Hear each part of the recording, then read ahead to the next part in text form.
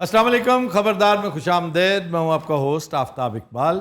ख़ुद हज़रात, हमारा आज का शो गुज़श्ता से पेवस्ता है। गुज़श्ता रोज़ हमने बात की थी इल्म व फ़ज़ल की, अदब की, लिटरेचर, ग्राफिटी, लैंग्वेज। आज हम किताबों का तज़किरा करेंगे कि कौन कौन सी किताबें मस्ट रीड हैं। जिस तरह must see, must watch movies होती हैं, उसी तरह मस्ट रीड किताबें भी हैं। और मेरी इस बात का मुखातिब मेरा हर व्यूअर नहीं है। सर, आपके बहुत से व्यूअर्स ये सवाल करते हैं कि आप रेकमेंड करें अच्छी बड़ी अच्छी किताबें। बात है, वो तो खैर हैं ही। मैं कह रहा हूँ जो किताबों में दिलचस्पी नहीं रखते वो इस बात से इतना फ़ायदा ज़रूर उठा सकते हैं। मसलन मैं अगर किसी बड़े नावल का जिक्र करता हूँ तो नावल ना पढ़ें, उसके ऊपर बनने वाली फिल्म ही देख लें।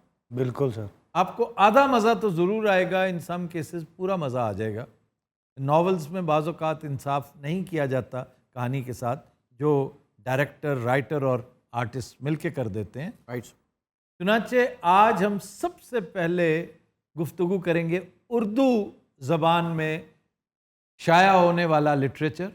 बड़ी पावरफुल किताबें, बहुत बाकमाल तहरीरें और फिक्शन। सबसे पहले मैं जानना चाहूँगा कि फ़िक्शन में आप में से किसी ने कुछ पढ़ा है? जी मोहम्मद। तो हैरी पॉटर पढ़ी हुई है मैंने series. Harry Potter is a very interesting series. Sir Lord of the rings हाँ जी, आपने देखी है कि पढ़ी है? देखी है होगी सर, यकीनन। मूवी देखी है। किताब को पढ़ी है तो वो बताएं, कोई फिक्शन में, कोई नॉवल, कोई।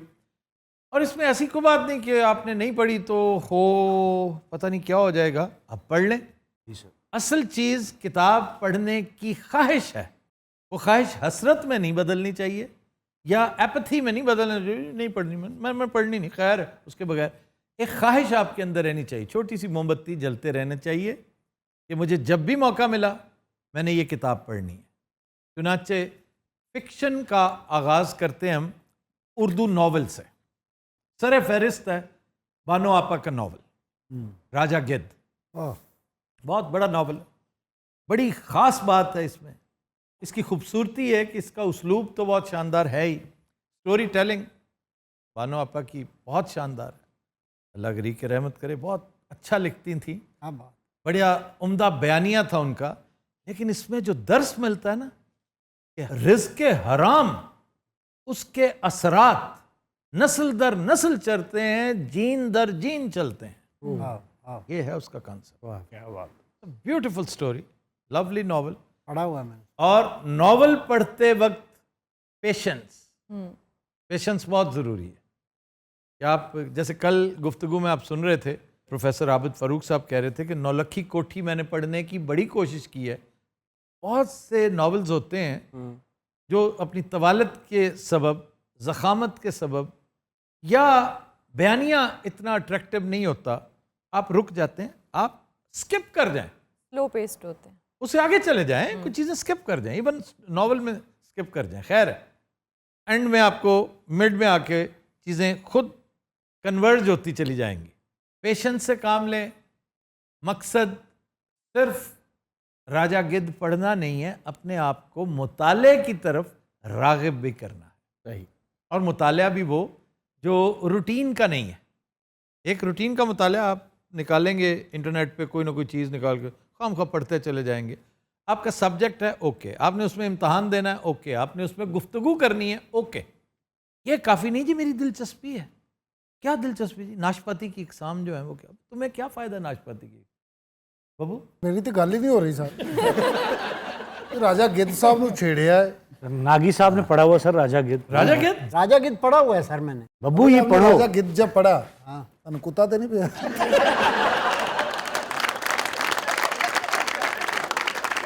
राजा गिद्ध के बाद अगर कोई नावल है तगड़ा तो आग का दरिया।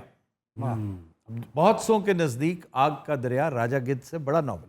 मैं इस बहस मुबाहिसे में नहीं पढ़ता, लेकिन बहुत हसीन नावल है। सर आपका क्या ख्याल है, आपको दोनों में से कौन सा बेहतर लगता है? दोनों बहुत अच्छे, बहुत शानदार। बस यूं समझिए मैं आज तक फैसला ही नहीं कर सका। ये लगता है वाकई एक फिलोसोफर टर्न्ड नॉवलिस्ट का लिखा हुआ काम है, जिसे दुनिया राजा गिद्ध के नाम से याद करती है। उधर Qurratulain Hyder, she is such a story teller, a remarkable story teller. उसमें एक फ्लॉ है जिसकी बिना पर मैं उसे राजा गिद्ध के मुकाबले का नॉवल कहता हूँ। अदरवाइज अगर वो फ्लॉ ना हो, वो तो चार्ल्स डिकन्स को घर भेज देने वाला नॉवल है, वो तो फ्लाबेर को और दोस्तोयेव्स्की को घर भेज देने वाला नॉवल है। ऐसा क्या फ्लॉ है? वो फ्लॉ है, और ये खालिस्तन मेरी राय, चूंकि मेरे व्यूअर्स में से अक्सर मेरे स्टूडेंट्स भी हैं बिल्कुल सर। जो धक्केशाही से स्टूडेंट्स बन जाते हैं। मैं यावर हयात का स्टूडेंट धक्केशाही से बना था। उन्होंने कहा कि मैंने आज तक कभी किसी को शागिर्द नहीं बनाया। मैंने कहा जी ठीक है, नहीं बनाया, मुझे पास तो बैठने दिया करें। और मैं आपको बता चुका हूँ, फिर एक दिन उन्होंने खुद फ़ोन करके कहा था कि वो ऑफ़र अब भी स्टैंड करती है। मैं कहा जी बिल्कुल करती है। कहते आज से आप मेरे शागिर्द हैं। कैसी गल है, शिगिर्दी भी गन पॉइंट ते ली। कैसी वैसे तो मैंने उस्ताद फ़कीर हुसैन की भी शागिर्दी इसी तरह की थी, लेकिन उस्ताद फ़कीर हुसैन ओकाड़ा वाले जी सर। वो शर्मिंदा होते मुझे शागिर्द नहीं बना रहे थे। इसके बड़ों को पता चल गया तो आके मुझे खाम का खार करेंगे। बहुत बड़े फनकार, क्या बात बाबा जी। बल्कि काश इस वक्त वो होते तो मैं उनकी प्रमोशन के लिए हाय अगर मेरा बस चले तो पॉस्चुमस अवार्ड इनको दिलवाऊं। जितने बड़े ये फनकार थे, ऐसा ही बहुत बस फारिग हो गए हैं। उस वक्त जब हम किसी जोगे हुए हैं हाय। तो वो रहे ही नहीं। आप पूछ रहे थे फ्लॉ, जी फ्लॉ की बात जहाँ तक है कि उस नॉवल में यकायक एक पलटा खाती है कहानी कि एक कैरेक्टर है गौतम नीलंबर। वो बहुत पुराना तक्षला की तारीख है, जो टैक्सला उस दौर में यानी 2500 साल कबले मसीह से एकदम यकायक वो दौरे हाजिर में आ जाता है। वो जब दौरे हाजिर में आता है तो वो गंभीरता उसके साथ, वो जो ऑरा माजी का उसके साथ साथ चलता है, वो मिसिंग था। इसको कहते हैं ग्रिप ढीली पड़ जाना।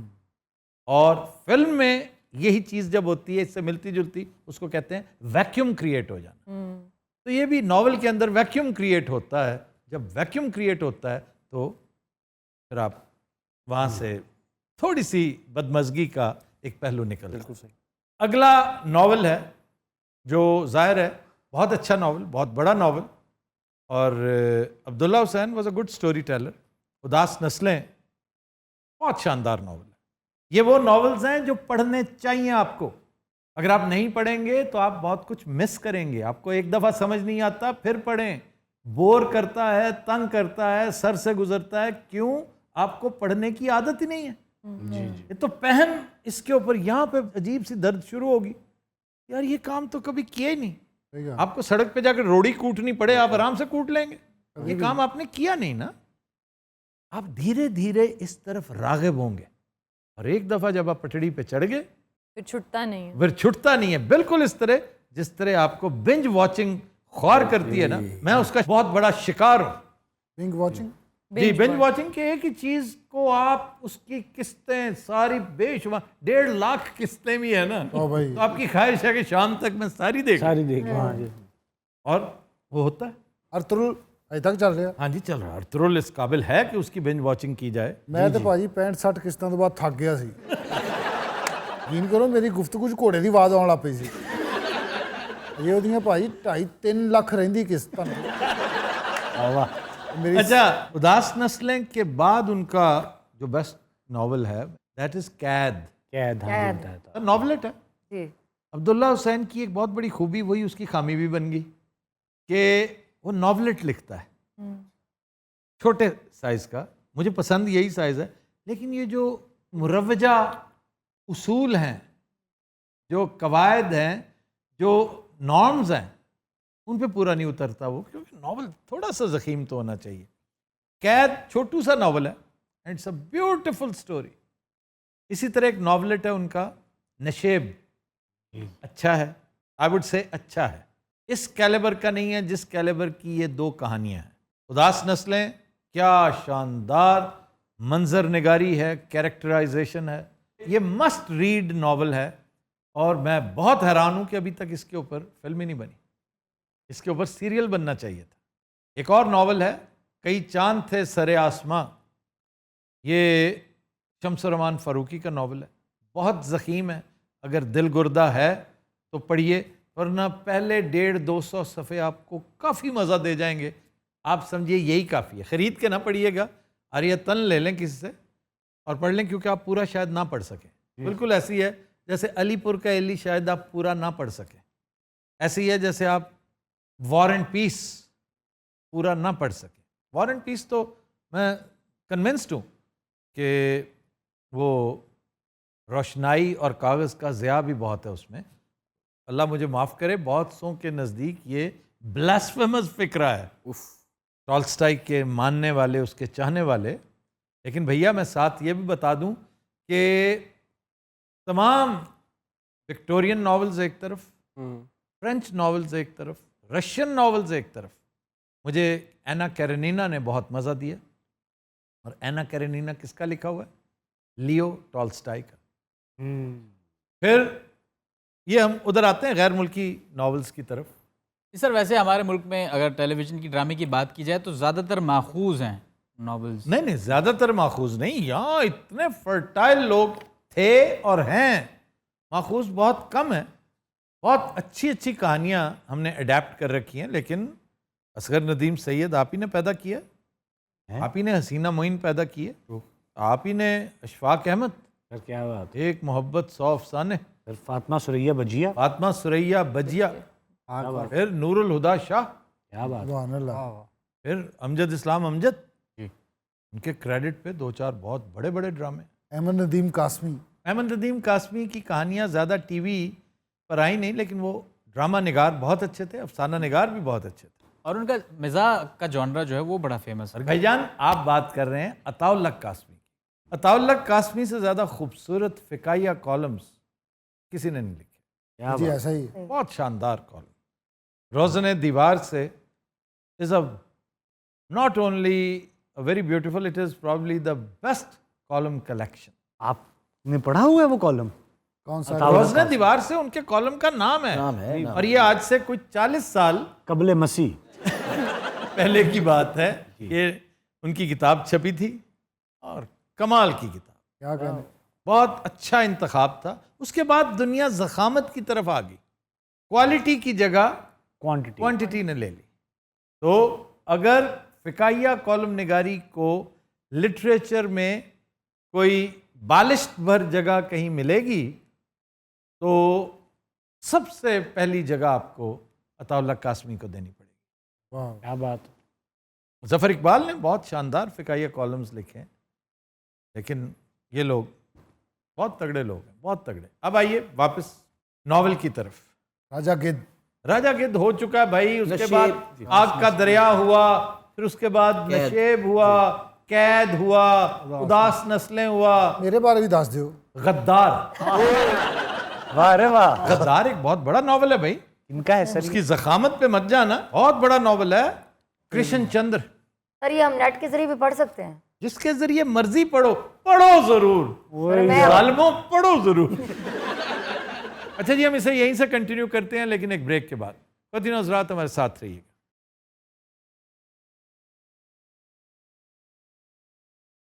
Welcome back. फिर शायरी।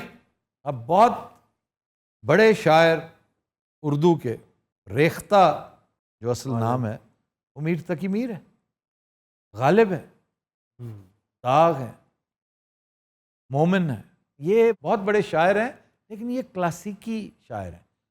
बाद वाली जनरेशन में जो क्लासिकी रंग है और जिन्होंने रज़मिये लिखे हैं, उनमें सर फहरिस्त इकबाल।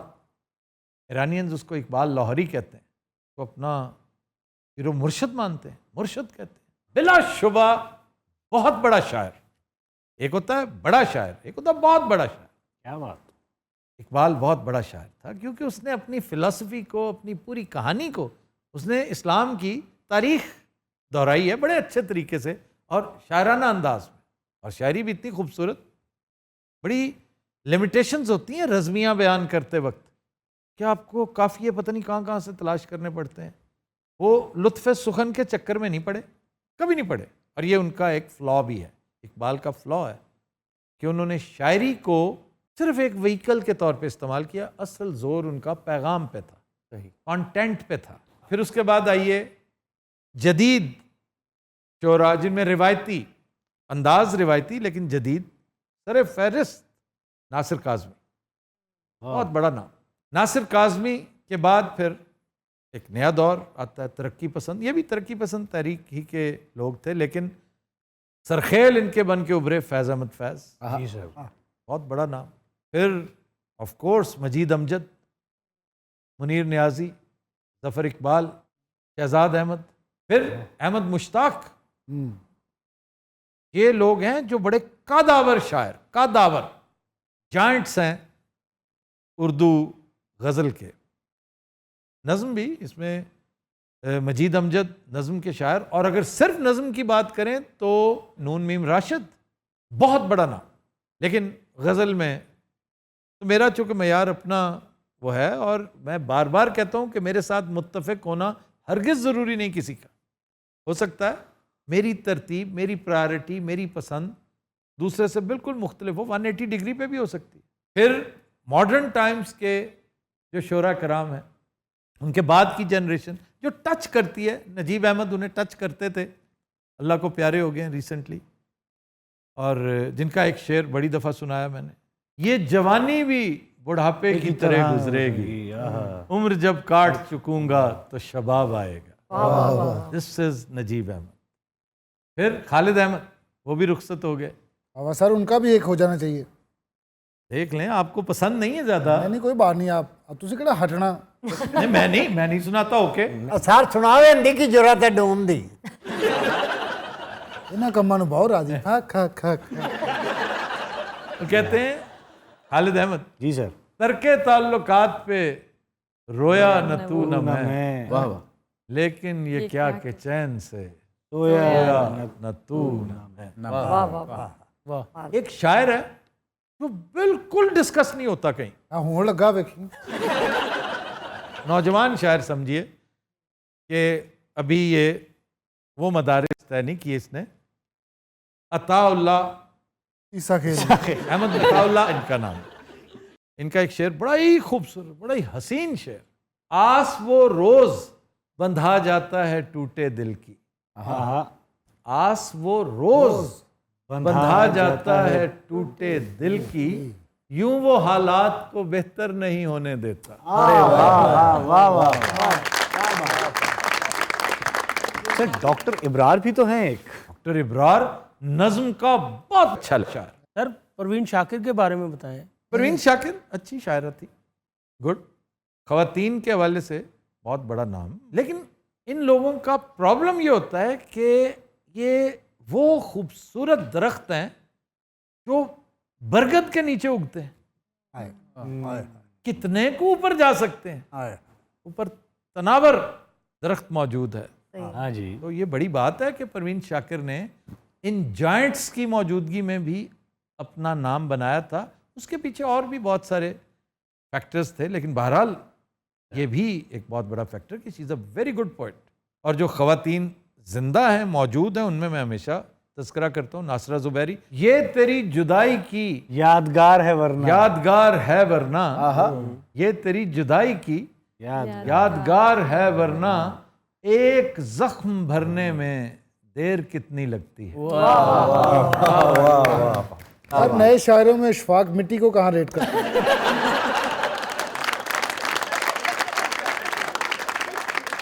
सर आप हमारे शाकिर साहब के बारे में क्या कहेंगे? शाकिर शुजाबादी बहुत कमाल का शायर है। क्या बात। और एक और नाम भूल रहे हैं आप। जी जॉन, जॉन बहुत तगड़े शायर। फिर नए शायरों में मंसूर आफाक, फैसलाबाद के शायरों के नाम लेने लगे थे आप। फैसलाबाद का अशरफ यूसुफी, अंजुम सलीमी। अंजुम सलीमी वाह वाह। फिर जनाब इसको अब वाइंड अप कर लें। गैर मुल्की अदब में आप रशियन लिटरेचर की तरफ जब जाएं तो बहुत बड़े बड़े राइटर्स, बड़े बड़े बाकमाल short story tellers, poets, novelist मौजूद हैं। इनमें हमने कल ही अभी पुष्किन का जिक्र किया था। पुष्किन बहुत बड़ा शायर, लेकिन आपने अगर नसर पढ़नी, ऑब्वियसली नसर ही पढ़ेंगे आप, रशियन पोइट्री तो नहीं पढ़ेंगे। तो पहला नावल जी सर जो मैं समझता हूँ कि एना कैरेनिना के लेवल का है, बल्कि 4 हाथ आगे ही हो सकता है, कम नहीं, वो है शिलोकोफ का। Remarkable writer and a Nobel laureate. And quiet flows the Don. Don दरिया है वहाँ का, यूरोप का 5वां बड़ा दरिया है और बड़ा शानदार दरिया है। रशिया में है ये दरिया, तो उसके किनारे पनपने वाली ये बहुत ही खूबसूरत कहानी, क्या बात। बहुत ही शानदार कहानी। बैकड्रॉप थोड़ा बहुत मिलता जुलता है लियो टॉल्स्टॉय के नॉवल वॉर एंड पीस वाला, वेरी ब्यूटीफुल नॉवल।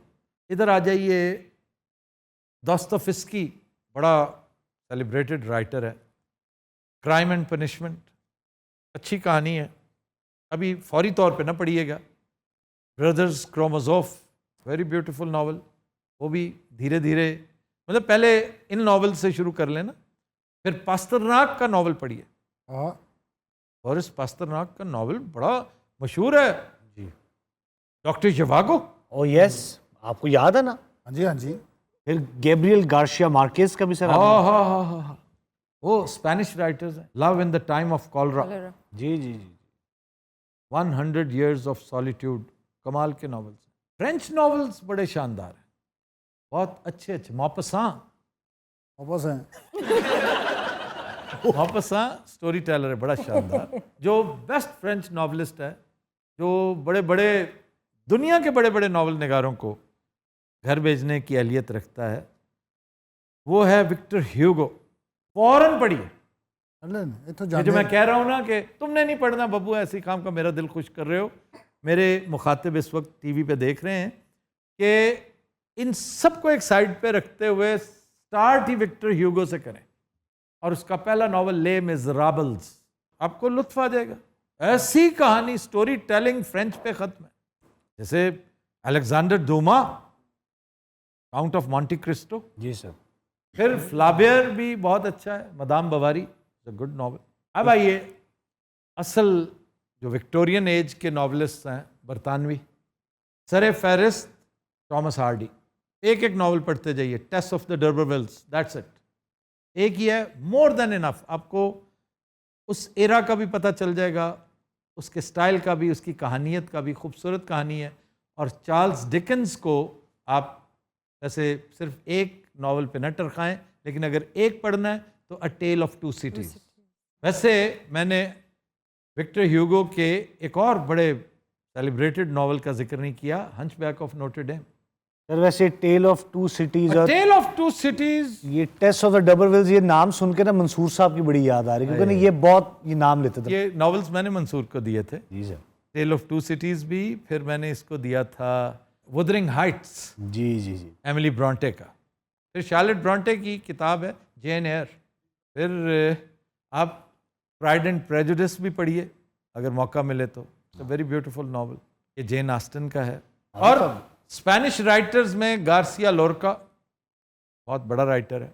दो नॉवेल्स अब मैंने बताने हैं जो आपको जदीद, वो तो बहुत पुराने थे ना जी, जो जदीद नहीं, इतने जदीद नहीं, लेकिन करीब करीब आपको वो ले आते हैं, वो फौरन पढ़ दीजिए जी। फौरन। और इत्तेफाक देखें कि दोनों खवातीन के, फिर कौन से?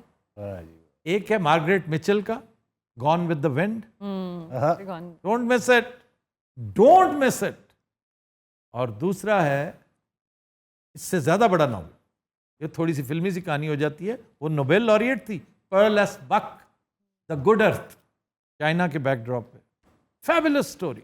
सर मारियो प्यूजो की गॉडफादर, वो भी पढ़ना वो कल डिस्कस होगी, क्या? क्योंकि वो प्योर लिटरेचर के लेवल से ठीक। अभी लेकिन उससे कहीं ज्यादा पॉपुलर।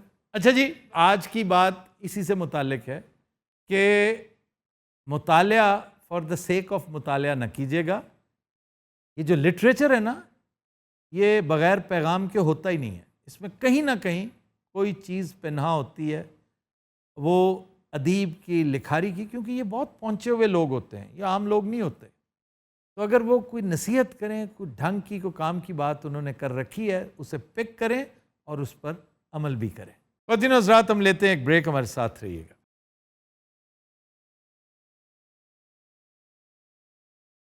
Welcome back. वतीन हज़रात, नौहा पेश करने जा रही हैं साइमा मुमताज। बला के गम उठाए जा रहे हैं, जफा के तीर खाए जा रहे हैं, बला के गम उठाए जा रहे हैं। फिदा करने को दीने मुस्तफा पर अली अकबर सजाए जा रहे हैं, बला के गम उठाए जा रहे हैं। कदम दोशे नबुवत पर थे जिनके,